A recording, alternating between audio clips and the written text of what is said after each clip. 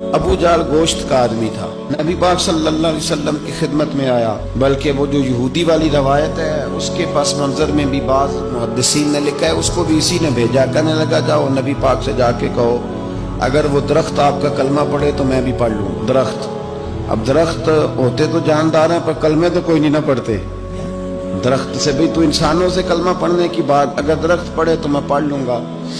نبی پاک صلی اللہ علیہ وسلم دور بیٹھے تھے، درخت دور تھا، اور امام سیوطی علیہ رحمہ نے لکھا ہے درخت بھی کیکر کا تھا۔ نبی پاک صلی اللہ علیہ وسلم نے فرمایا اس یہودی سے کہ تو جا کے درخت کو کہہ کہ تجھے نبی پاک بلاتے ہیں۔ فرمایا میں گیا تو پھر تم نے کہنا جادو کر کے بلایا ہے۔ احتیاط بھی کی، ہر چیز آنکھوں کے سامنے رکھی، تو جا کے کہہ کہ تجھے بلاتے ہیں۔ وہ بندہ گیا، جا کے کہنے لگا، اور امام سیوطی نے اس کو لکھا ہے، کہنے لگے اس نے نبی پاک کا نام بھی نہیں لیا، کیونکہ ابو جہل اینڈ کمپنی کو پتا تھا کہ مصطفیٰ کے نام میں بھی بڑی برکت ہے، خالی نام بھی نہیں لیا۔ کہنے لگا درخت وہ جو سامنے بیٹھے ہیں نا وہ تجھے بلا رہے، نام نہیں لیا حضور کا، وہ جو سامنے بیٹھے ہیں نا، جاءت لدعوتہ الاشجار ساجدۃ۔ امام بوصیری کہتے ہیں درخت آیا اور سجدہ کرتا ہوا، زمین چیرتا ہوا آیا۔ کس طرح آیا؟ پہلے آگے جھکا، پھر پیچھے جھکا، دائیں جھکا، بائیں جھکا۔ یہاں بھی لکھنے والوں نے لکھا ہے کہ وہ نہ درخت اپنی جڑیں اکھیڑ رہا تھا، جب چلنا تھا نا اس نے حضور کی طرف آنا تھا تو آگے دائیں بائیں ہوا، جڑیں اکھیڑ رہا۔ لیکن ہمارے استاد جب ہمیں یہ روایت پڑھایا کرتے تھے تو کہتے تھے جڑیں نہیں اکھیڑ رہا تھا، جب اس نے سنا مجھے نبی پاک نے بلایا تو اسے وجد ہو گیا تھا۔ تو درخت آیا، اس نے آ کے نبی پاک کو سجدہ کیا، لکڑی کا بنا ہوا درخت ہے، سجدہ کیا۔ سجدہ کرنے کے بعد درخت اٹھا اور اٹھ کے اس نے نبی پاک کا کلمہ پڑھا۔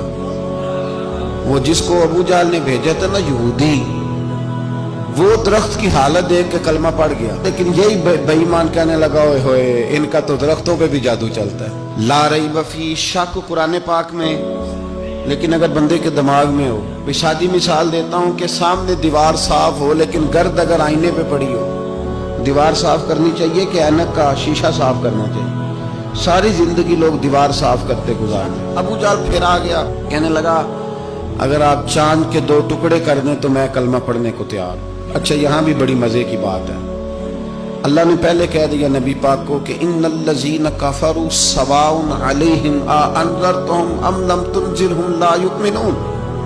محبوب یہ جن کی قسمت میں کفر ہے نا، آپ انہیں ڈرائیں چاہے نہ ڈرائیں، یہ ایمان نہیں لائیں گے۔ کنکروں نے بھی کلمہ پڑھ لیا، درختوں نے بھی پڑھ لیا، سارا کچھ ہو گیا، اور اللہ نے بھی کہہ دیا کہ محبوب اس بے ایمان نے کلمہ نہیں پڑھنا، پر حضور نے فرمایا یہ پڑھے نہ پڑھے ہم نے میدان نہیں چھوڑنا، جتنی دفعہ آئے گا نا ہم اسے ضرور معجزہ دکھائیں، جتنی دفعہ آئے گا، ہم کیوں میدان چھوڑیں۔ آگے کہنے لگا جی اگر چاند کے 2 ٹکڑے کر دیں تو اقتربت الساعۃ وانشق القمر۔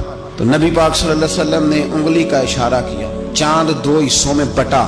کوہ صفا ایک پہاڑی تھی مکے میں، آدھا ٹکڑا پہاڑی کی اس جانب ہوا، آدھا اس جانب، یعنی وضاحت کی اللہ کریم نے کہ ایسے نہ ہو کہ یہ کہہ جی وہ تو ایسے بالکل شک ہوا تو مل گیا، پتہ نہیں میری آنکھوں پہ جادو ہو گیا، ملا ہے کہ نہیں ملا۔ جب ٹوٹا تو حدیث پاک میں آتا ہے کہ آدھا چاند کوہ صفا کی ادھر گیا اور آدھا تو پہاڑی تھی، چاند نیچے آیا، پہاڑی کے گرد گھوما، آگے جا کے ملا، یعنی وقفہ دیا گیا باقاعدہ دیکھنے کا، سمجھنے۔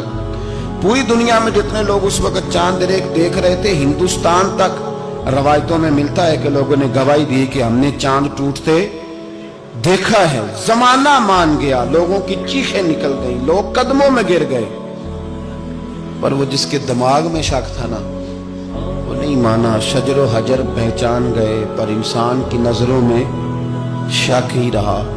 دنیا میں سب سے مجبور، کمزور، بزدل، کم فہم بندہ وہ ہے جس کے دماغ میں شک ہے، سب سے کم فہم آدمی، اس کی فراست روحانیہ زیرو